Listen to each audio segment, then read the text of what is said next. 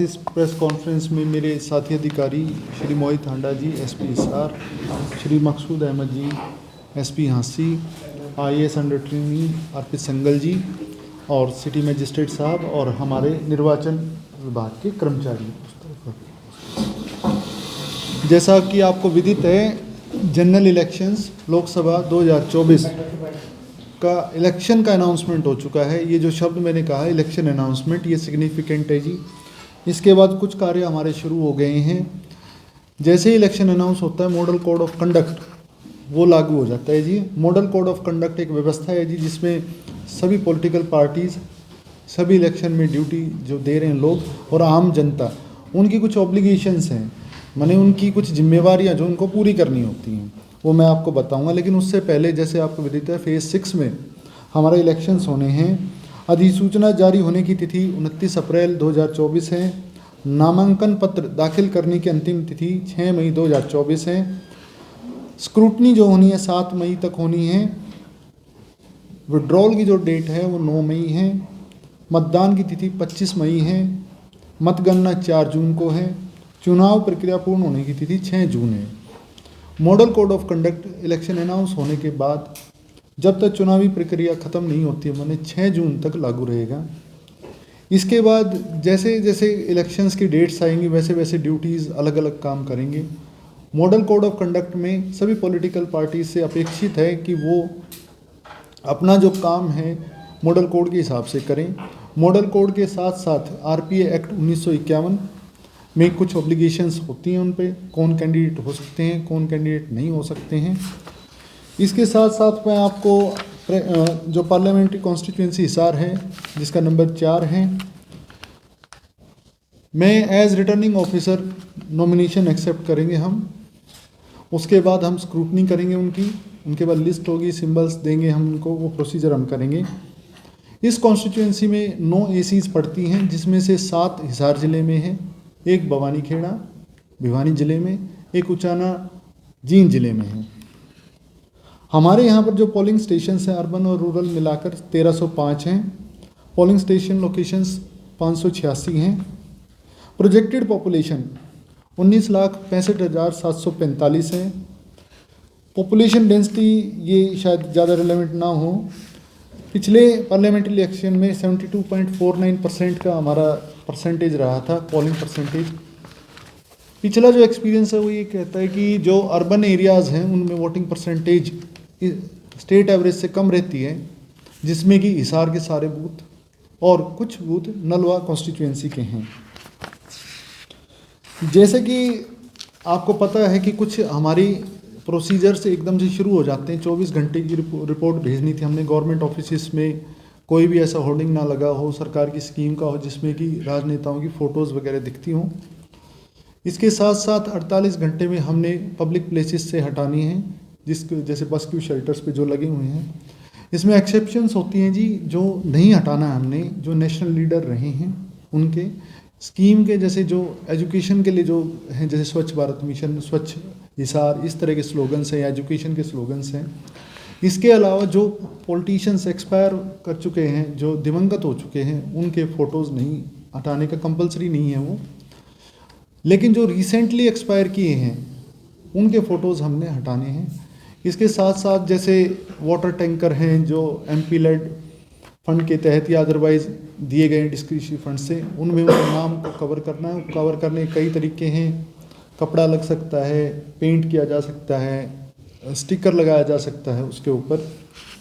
इसके बाद जो जैसे जैसे चुनावी गतिविधियाँ आगे बढ़ेंगी, कुछ हमने चीज़ें कर रखी हैं, व्यवस्थाएं, वो मैं आपको बता देता हूँ। मैं उनके काम भी आपको बता दूँगा।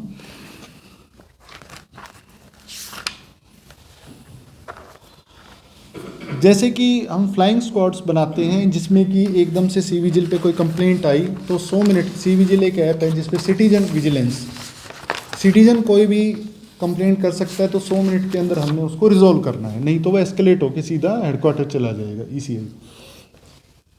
उसके बाद स्टैटिक सर्विलेंस टीम्स हैं, वीडियो सर्विलेंस टीम्स हैं, वीडियो व्यूइंग टीम्स हैं।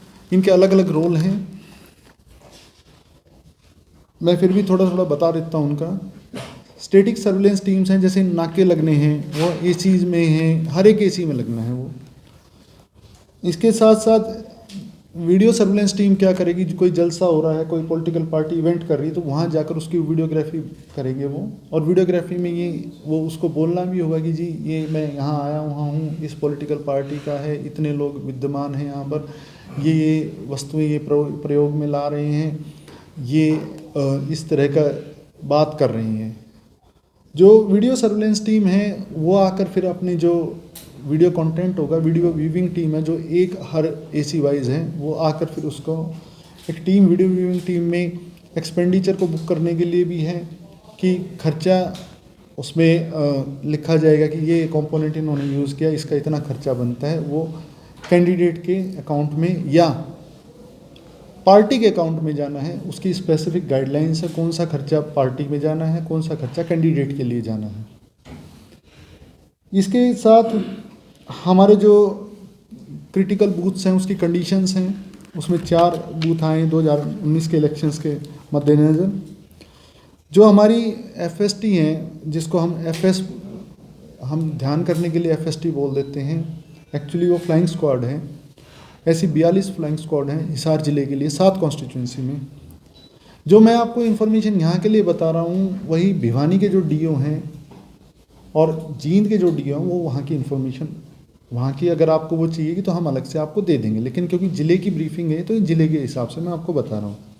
स्टैटिक सर्विलेंस टीम्स हैं, इसमें 21 ऐसी टीम बनाई गई हैं। VST जो वीडियो सर्विलेंस टीम्स हैं 21 बनाई गई हैं। वीडियो व्यूइंग टीम मैंने बताया 1 प्रति AC बनाई गई हैं। अब जैसे बहुत बारी क्वेश्चन आता है कि एक्सपेंडिचर कितना कर सकते हैं कैंडिडेट्स, वो 95 लाख की लिमिट है जी लेटेस्ट लोकसभा इलेक्शन के लिए। कोई कैश लेके जा रहा है तो उसकी लिमिट, कोई कैश कैरी कर सकता है, वो 50,000 रुपये का है। उसके बाद उसके पास कागज़ होनी चाहिए उसको जस्टिफाई करने के लिए, राइट। बहुत सारी ऐसी चीज़ें हैं जो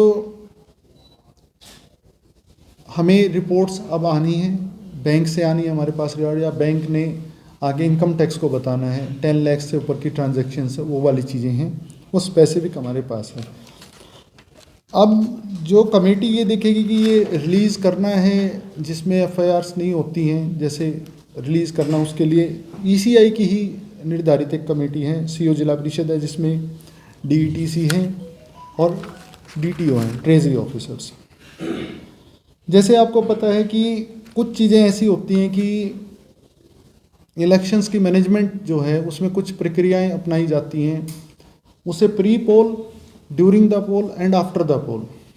तो एक हमारे फंक्शनरी सेक्टर ऑफिसर्स हैं जी, वो 103 हैं हमारे जो लगाए गए हैं। इसका कॉन्फ़िगरेशन 10 से 12 बूथ पे एक सेक्टर ऑफिसर लगता है जो कि सेक्टर मैनेजमेंट का काम करते हैं। उसके लिए उनको सेक्टर मैनेजमेंट प्लान बनाना पड़ेगा। 10 से 12 बूथ पे उनकी पोलिंग पार्टीज़ पूरी तैयारी के साथ, सेक्टर ऑफिसर सबसे इम्पोर्टेंट फंक्शनरी हैं जहाँ तक प्लानिंग वाली बात है।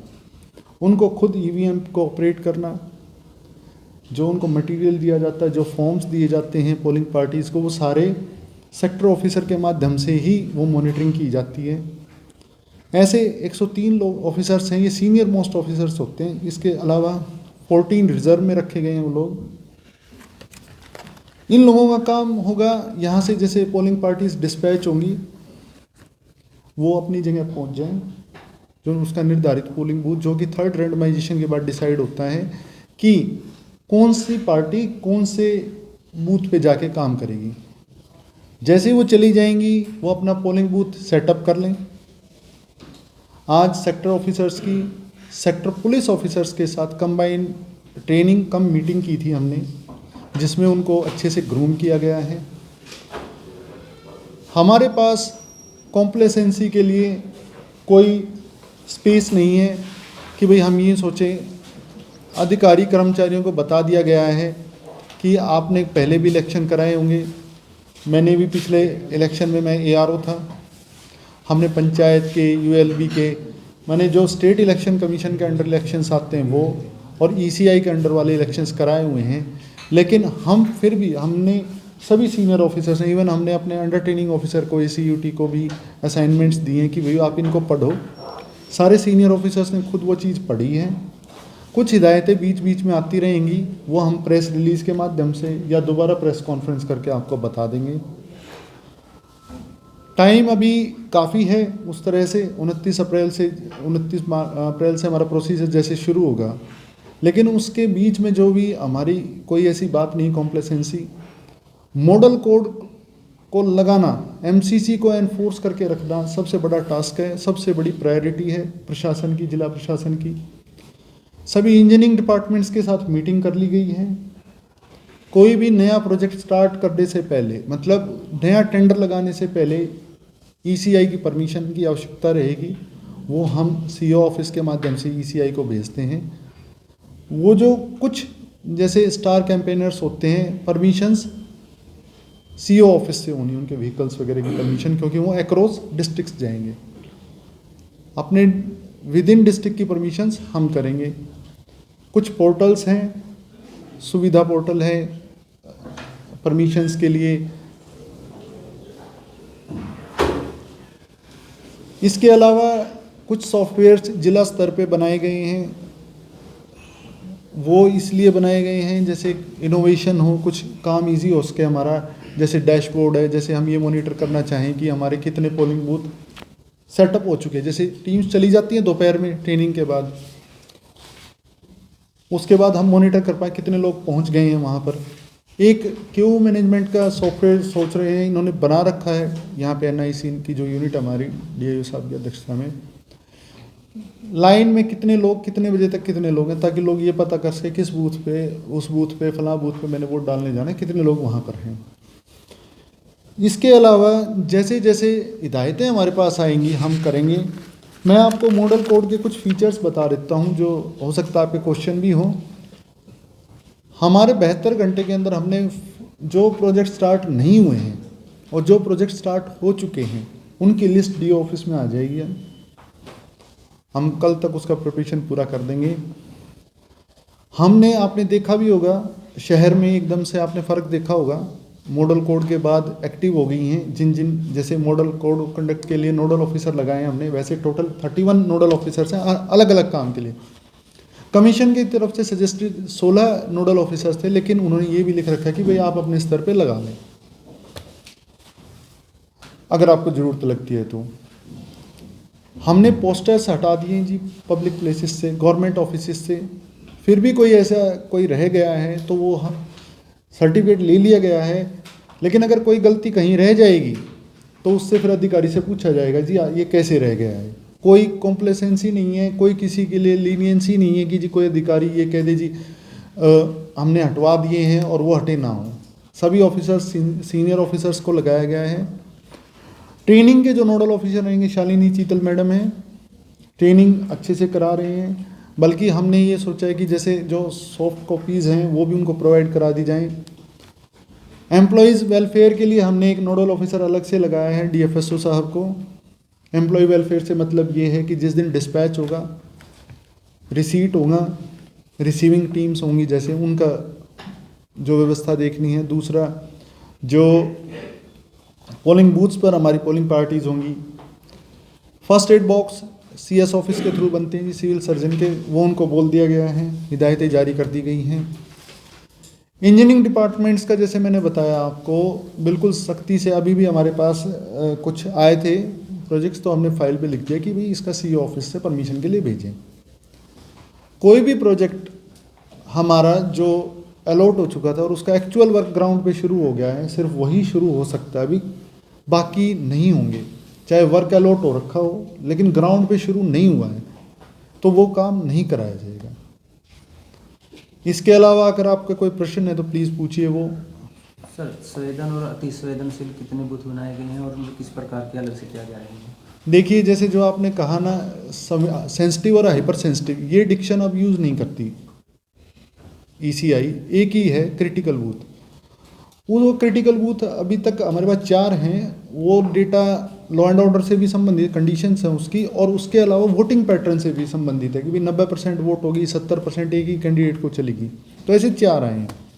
वल्नरेबिलिटी मैपिंग जैसे सेक्टर ऑफिसर्स हैं, उन्होंने 3 दिन के अंदर हमें रिपोर्ट देनी है। एक बार हमने रिपोर्ट ले ली थी इलेक्शन अनाउंसमेंट के 3 दिन के अंदर। 5 दिन के अंदर वो मतलब अगले 2 दिन में वो ARO के माध्यम से हमारे पास आ जाएगी। क्रॉस वेरिफिकेशन के लिए SDM रैंक से नीचे का अधिकारी नहीं होना चाहिए, वो उसको एनालाइज करेंगे और फिर हम और SP साहब मिल के करेंगे। एक नंबर जारी किया गया था प्रशासन की ओर से, क्या किस चीज़ के लिए? 1950 नंबर कोई जारी किया गया है? हाँ जी, वो कंप्लेंट्स के लिए है जी। किसी को कोई कंप्लेंट दर्ज करानी तो उससे कर सकते हैं, ऐप भी डाउनलोड कर वो भी कर सकते हैं। उसमें संबंधित कर्मचारी की ड्यूटीज़ भी लगी हैं जी। सी विजिल की कंप्लेंट आई, फ्लाइंग स्क्वाड एकदम से एक्टिवेट हो जाए ताकि उसको रिजोल्व किया जा सके 100 मिनट के अंदर। ये है जी। एक्सपेंडिचर की बात आपने की अभी, 95 लाख रुपए आपने बताया कि कर सकता है कैंडिडेट। पार्टी के फंड से भी कुछ खर्चा हो सकता है? उस पर कोई लिमिट नहीं है जी, पार्टी कितना भी कर सकती है। कर सकती है, इसके अलावा खर्चा कर सकती है। हाँ जी, वो उसकी बुकिंग्स हैं। जैसे एग्जांपल सोचिए, अभी कैंडिडेट अनाउंस नहीं हुए हैं, हम्म। लेकिन पार्टीज अपना प्रचार करना चाहें तो वो स्टेट पार्टी पे, मतलब उस पर्टिकुलर पार्टी पे चला जाएगा। सोशल मीडिया और जनरल मीडिया के लिए कोई स्पेसिफिक गाइडलाइन है? क्योंकि इलेक्शन कमिश्नर उन्होंने भी प्रेस कॉन्फ्रेंस में कहा था कि हेट स्पीच को लेके बेसिकली हम काफ़ी स्ट्रॉन्ग रहेंगे इस बार। देखिए, मैं आपको जैसे बताया, मॉडल कोड ऑफ कंडक्ट जो है वो डायरेक्टली ये नहीं कहता कि आपने मॉडल कोड को वायलेट किया इसलिए आपको ये प्रोसिक्यूट किया जा रहा है।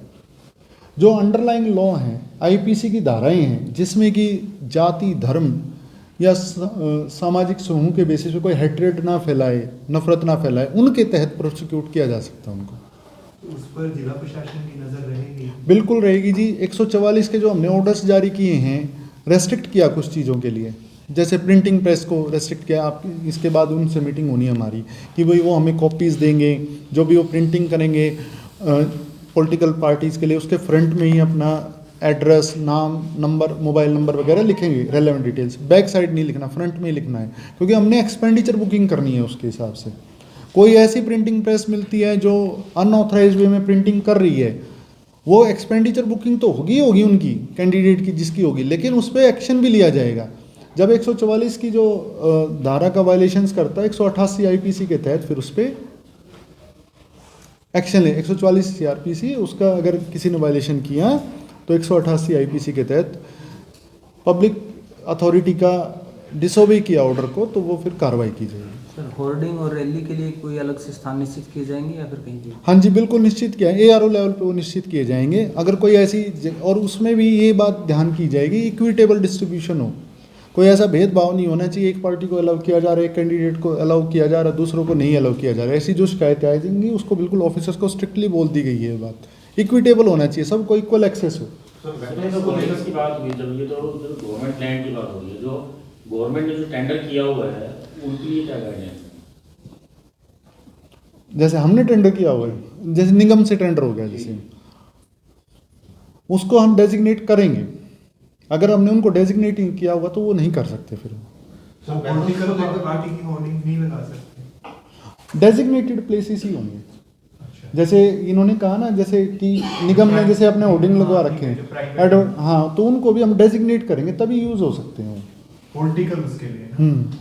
तो वेपन्स को लेकर और हार्डकोर क्रिमिनल्स को लेकर क्या देखिए, वेपन्स को लेके तो रेस्ट्रिक्शंस है जी। कोई नया लाइसेंस नहीं बनेगा इस दौरान जब तक मॉडल कोड ऑफ कंडक्ट है, बिल्कुल एक्सप्लिसिटली मेंशन्ड है।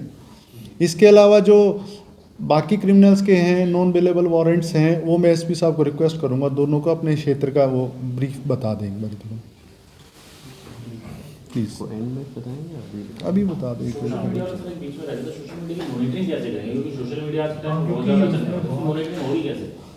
हमारी, जैसे मैं आपको बताऊं, जो कैंडिडेट्स होते हैं, जैसे एक होता है फ्री अकाउंट होता है जैसे, और एक होता है स्पॉन्सर्ड अकाउंट होता है। तो जैसे वीडियो व्यूइंग टीम्स हैं जो उनसे ये काम कराएंगे मॉनिटरिंग का।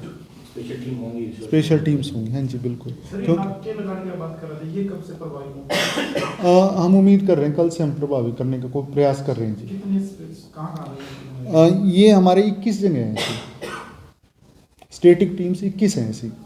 इसमें स्टेट बॉर्डर्स भी आ जाएंगे? क्या आ जाएंगे? जो लाखों में स्टेट हाँ जी, हाँ जी, इंटरस्टेट, हाँ जी, हाँ जी। आप बताओ जी। तो मैं थोड़ी सी बैकग्राउंड दे दूं। जैसे ज़िला निर्वाचन अधिकारी डिस्ट्रिक्ट मैजिस्ट्रेट साहब ने आपको बताया कि इलेक्शन अनाउंस हो गया। जो अंडरलाइंग स्पिरिट है इसमें पूरे डिस्ट्रिक्ट मशीनरी की और पुलिस की, वो विशेष तौर पे यही है कि स्वतंत्र, निष्पक्ष और शांतिपूर्ण चुनाव करवाए जाएं। और जैसा डीसी साहब ने पहले भी बताया कि इसको 3 भागों में लगभग बांटा जाता है। एक तो निर्वाचन से पहले वाला प्री पोल, एक निर्वाचन के दौरान और एक निर्वाचन के बाद। तो मुख्य तौर पर पुलिस की कई ड्यूटीज़ होती हैं, जैसे मीडिया के साथियों ने भी अभी कुछ प्रश्न में पूछा कि जैसे ही मॉडल कोड ऑफ कंडक्ट की लागू होता है, इलेक्शंस अनाउंस होते हैं, तो एक तो नाकों के बारे में पुलिस विशेष तौर पर इंटरस्टेट जो बॉर्डर्स हैं उन पे अपनी प्रभावी प्रेजेंस, जिसमें कोई भी मूवमेंट जैसे लिकर की मूवमेंट, कोई कैश जो है जो अनअकाउंटेड कैश है उसकी मूवमेंट, कॉन्ट्राबैंड की, इलीगल वेपन्स की, इन सब पे विशेष तौर पे निगरानी रहेगी। और जैसे जैसे हमारे पास फोर्स आती है, नॉर्म्स बहुत क्लियर हैं इलेक्शन कमीशन के, और प्रीवियस इलेक्शंस को देखते हुए, वल्नरेबिलिटी को देखते हुए हमारी फोर्स की प्रोजेक्शन होती है, जिसमें हमें ये पता लगता है बूथ के लिए, नाकों के लिए या अन्य ड्यूटीज़ के लिए, पेट्रोलिंग के लिए हमें कितनी फोर्स चाहिए। और चरणों में चुनाव हो रहा है, तो जो पैरामिलिट्री है वो जब बाकी चरणों से जैसे ही वो फ्री होते हैं तो फिर वो यहाँ पे भी आ जाते हैं। तो अकॉर्डिंगली हम उसको स्केल करेंगे। वो सारी प्लानिंग की जा चुकी है लगभग इलेक्शन कमीशन के नॉर्म्स के मुताबिक, स्टेट पुलिस नोडल ऑफिसर की इंस्ट्रक्शंस के मुताबिक वो सारा किया जाएगा। एक जैसे विशेष तौर पे आपने बात बताई वेपन्स के, जो लाइसेंस्ड वेपन है, जो लाइसेंस शुदा वेपन है, उन सब में स्टैंडर्ड गाइडलाइंस यही है कि वो सारे जो वेपन्स हैं वो जमा होंगे, या वो अपने नज़दीकी पुलिस स्टेशन में या जो लाइसेंस्ड गन हाउसेज हैं वहाँ पे वो जमा करवाएंगे। फिर भी उसके अलावा अगर कोई स्पेशल कंडीशन है, रेयरेस्ट ऑफ रेयर कंडीशन में, तो वो एक आवेदन करते हैं, जिला निर्वाचन अधिकारी जो हैं वो उसमें एक कमेटी बनाएंगे, स्क्रूटनी कमेटी कहते हैं उसको, जिसको एक्सेप्शन चाहिए कि जी नहीं मेरे को तो हथियार साथ में रखना पड़ेगा। लेकिन पब्लिक सर्वेंट्स जो हैं, जो पुलिस ड्यूटीज़ कर रहे हैं, जैसे जो ऑथराइज्ड हैं वेपन के लिए, उनका पर्सनल मतलब वो रख सकते हैं उसको, वेपन्स को, उनका तो लाइसेंस सर्विस कंडीशंस के अकॉर्डिंग है जी। और उसके बाद जैसे आपका एक प्रश्न था क्रिमिनल एलिमेंट्स के बारे में, तो जो क्रिमिनल एलिमेंट्स बाहर आए हुए हैं या उन पे मुकदमे चल रहे हैं या वो किसी कारण से बेल पे हैं, तो उन पे विशेष निगरानी रखी जाएगी। जो हिस्ट्री शीटर्स हैं उनकी भी लिस्ट जो है वो संबंधित SHOs को कहा गया है कि उन पे निगरानी रखी जाए, विशेष सर्वेलेंस रखी जाए।